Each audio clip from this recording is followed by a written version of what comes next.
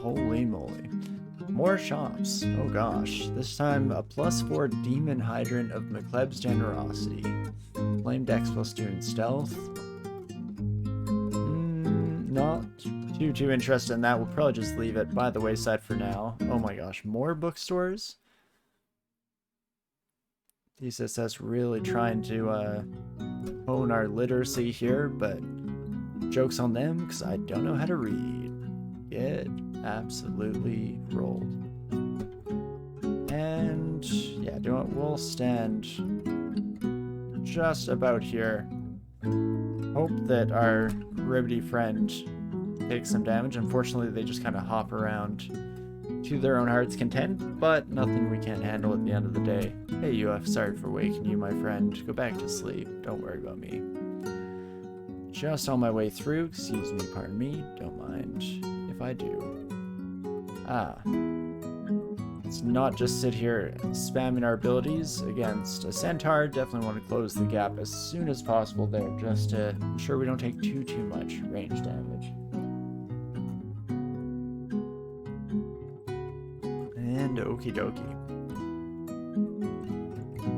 I mean, all in all, things are not going too poorly here. We have access to our big level 4 spells, which generally makes a pretty huge difference on the Djinni run. As long as I can remember that we have those spells and to use them when appropriate, then we should be in a fairly decent spot. Right, especially being careful of those ice-themed enemies, or rather I should be careful of those ice-themed enemies. Yikes. Otherwise, not too shabby. We did get Vampiric Draining as our next spell, which again is not ideal. Definitely not one of my go-tos by any means, but that itself could come in handy if we can just recall that we have it available to us when we start to get surrounded. What the heck is going on? And this is quite the tome shop.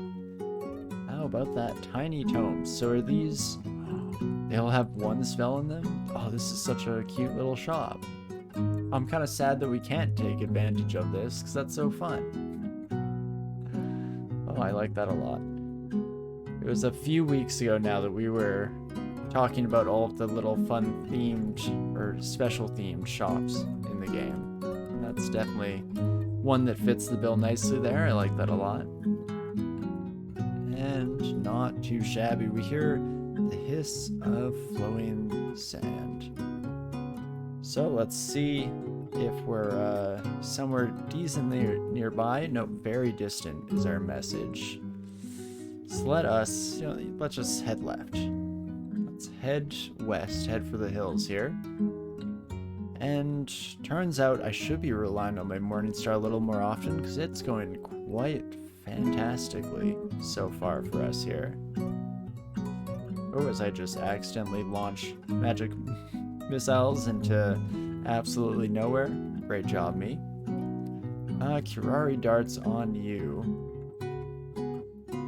Definitely poses a little bit of a problem here. But nothing we can't take care of. Still very far on that. Yikes, yikes, yikes. And we're unfortunately just drawing all sorts of attention to ourselves. I mean, that's one of the dangers of Fulminant Prism, is just how much noise it makes. But I mean, how can you really argue with the results as we just obliterate our new friends? No real issues. That's fantastic. And okay, finally get a little bit of an opportunity to heal up as we see that the message is just distant now, so that indicates that we've closed a decent amount of the ground, intervening ground between us and this ossuary. Oh geez, never mind, it's back to very distant. Maybe down this way? Oh me oh my. It's not looking great in regards to our odds of finding this gate before it closes, but we'll still give it our all. Try to find this son of a gun as soon as possible. Which I just see very distant down here, so what is this telling me? If I triangulate between the 2 points, distant here, very distant above and below. Doesn't look like we have much to the left, so maybe it's somewhere up in there? Don't love that. Oh gosh. In fact, no, yeah, what am I doing? This is not the right way. It is probably somewhere in this general vicinity. Let's try to hit there once again. Okay, yeah, we see distant. So maybe we're a little bit closer. I guess it could be up in the far northeast here. Oh, never mind. There she is. Fantastic. Rapid hiss. Okay, this is about to close, so I'm gonna pop in here just to ensure that we do gain access. That is perfect. And then we shouldn't really have too much issue taking care of this entire place. Pretty much plays directly into our strengths here. Lots of slow enemies that we can, you know, worst comes to worst, we can start laying just an absurd number of minefield traps behind us. 11 rat skeletons. Okay. Well, I guess we'll just blast our way through you sense guns with a few magic darts, if you don't mind. Fantastic. We have 5 scrolls of blinking, so hopefully we can keep ourselves alive long enough to actually make use of our decent consumable count that we're seeing nice and early on in the run here. I mean, definitely fairly smooth endeavor at the moment. Nothing really to be too concerned about. And that should just about do the trick. Fantastic. Okie dokie. Gotta love ossuaries. Out of all the different time portals, they're usually a bit easier to deal with, and on top of that have really nice advantages. Right, I guess I could hailstorm on these sons of guns. Maybe? Costs a lot of magic. How much damage do you do, my friend? Up to 16? Yikes. Don't love that. Okay, I was just curious if vampiric draining would end up as a net positive. Out of the one attempt so far, doesn't seem great, unfortunately. But we'll hold out hope for a hero here. Let's blast once like that, and that should pretty much take care of most of our new friends. Perfect. At least gives us a little bit of breathing room, a little bit of wiggle room here. And in fact, let's drop one of those sons of guns, and that is perfect. Holy moly. Oh, a 2-headed ogre. To what do I owe the pleasure? 11 rat skeletons is the name of your finished post-new death metal band. Love it, love it. 11 rat skeletons. That's a band my partner can get behind. They have an obsession with the rat aesthetic. Okie dokie. Well, we'll probably eventually run into our 2-headed friend again here, but for the time being, we're just gonna ignore them and pretend that all is well in the world. Happiness does exist, and that is fantastic. Ah, there you are. Well, can probably actually pretty much take care of you. Gotta love those fulminant prisms. Just so powerful for how early you get them here. I think what I'd like to do is a bit of rearranging. Dazzling Flash, I don't see us really using this at any points. Let's make our IMB a little bit easier to cast. Put it on one of our macro keys. And that should be fantastic. I'm not gonna fight you. Let's not release the hordes upon this earth, at least not yet. I mean, Hailstorm on these sons of guns, on the other hand, that seems pretty much ideal. And fortunately, did remember that we just moved IMB's hotkey, so you're we're able to use that as appropriate here, or as desired, so that is fantastic.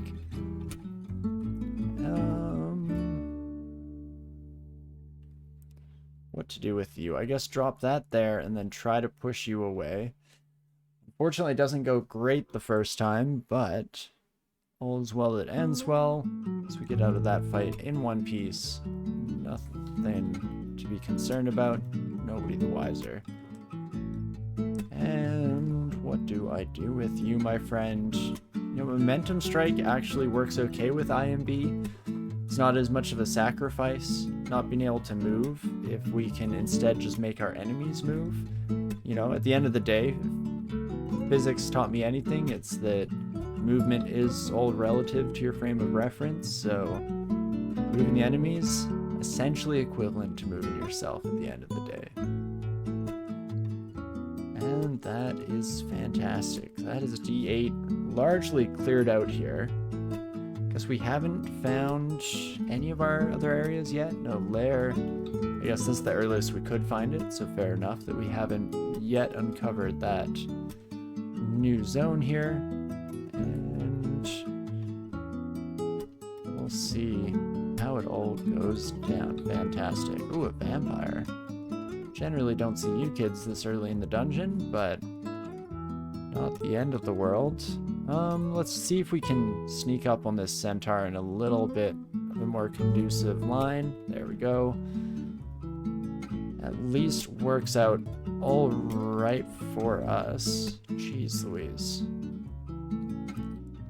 It's not really accounting for a bunch of other friends to make their way. Oh, especially not Maggie. Please don't mesmerize me.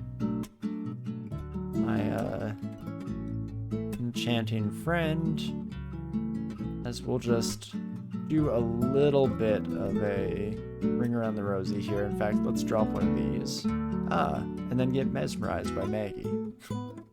Great job, Torinski. You are, as always, a genius.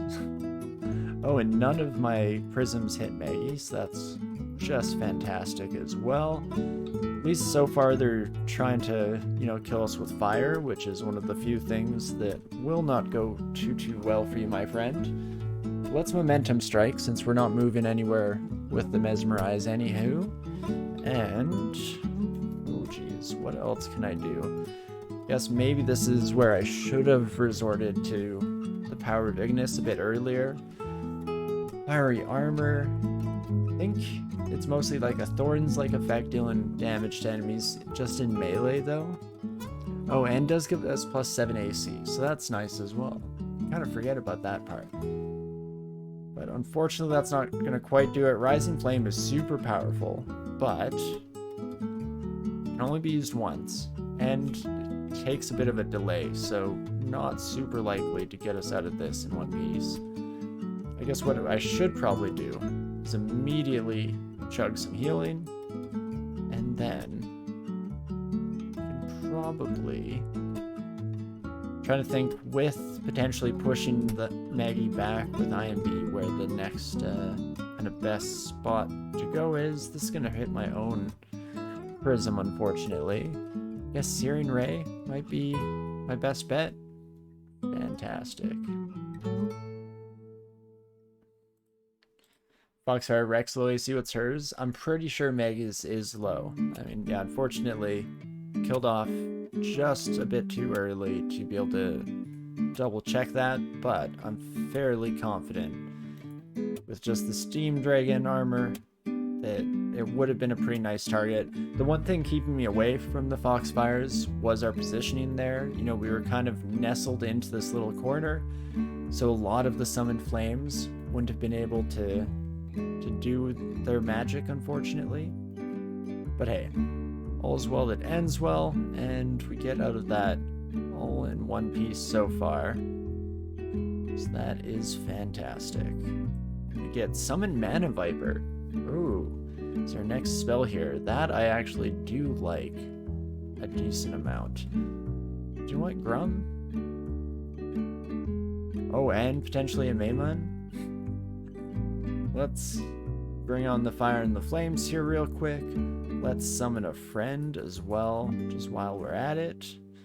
And, oh geez, what happened to all of our fires? I guess they mostly went in on Grum.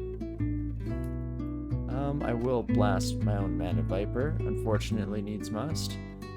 And then let us put a sphere down there, or a prism rather. And that is fantastic. We can summon a Mana Viper as well. Ooh, okay. What is our best bet here? A Maimon is hasted this time, so that's, again, just fantastic. Exactly what we wanted to see here. Oof, maybe I Fiery Armor this time, brings us up to 14 AC. And then I can kind of just keep blasting everyone back as much as we can kind of get away with here. One more blast, and hopefully a Maimon is taken out by the Prism. They are indeed fantastic. And Wizard, please stop hitting me with Magic Dart. Just let me do my own thing. I don't want no trouble, sir. Holy moly, down to 13 HP, so a little bit closer than I would like, but fortunately, we get out of there in one piece, just barely scratching on by.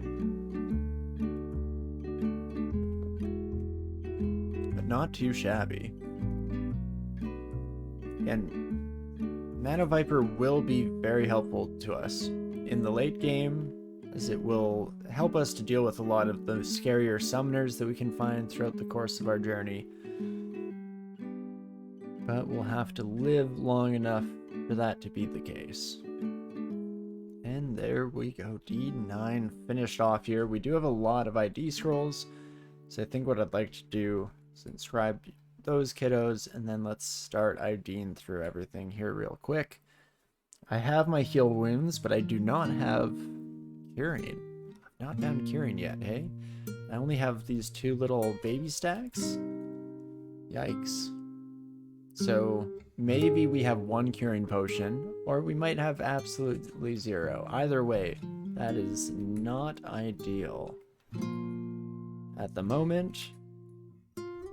And amnesia scrolls can definitely just drop those right away. And then let's get back on the road again. Ooh, I do want your skin, my friend. So we'll blast you, and we do get your skin first try this time. That is fantastic. Hello, Erica. Probably not the worst enemy for us to fight. At least you're fire themed. Oh, you can go invisible though, which I don't love the thought of. So we'll play it on the safe side. Let's just head up. Let's put on our regeneration armor, because that will do wonders for us here. And interesting. Oh gosh, try to get the fly. Little fruit fly going around my room here today. Where'd you go? Where'd you go? Anywho, I'm sure he'll make an appearance once again here. But low duel, what do I do with you? Call down lightning is a problem.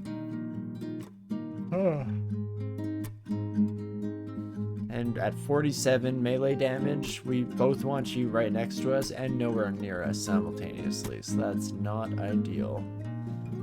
I guess we can kind of open this up by just blasting IMB, and that will take care of most of our problems. Or, you know, all of our problems. That works too. Fantastic. And gives us a new little bit of footing on the floor here. Okay, just wanted to make sure that we got next to our equine friend there. Let's take care of them. No real issue. Fantastic. Holy moly. Well, so far, nothing we can't handle going on. All fairly understandable encounters for this stage in the game, as we hit all of our initial skill caps as well. So what do we wish to do here? Probably turn fighting back on, get a little bit more health under our belt, especially now that we can use that in conjunction with the regen to see some pretty solid overall movement. For evocables, I just have very few charges of paralysis and ice blast. You can kind of see them in the bottom right there. So probably not worth training evocations quite yet, though that is something that I generally try to have covered at some point.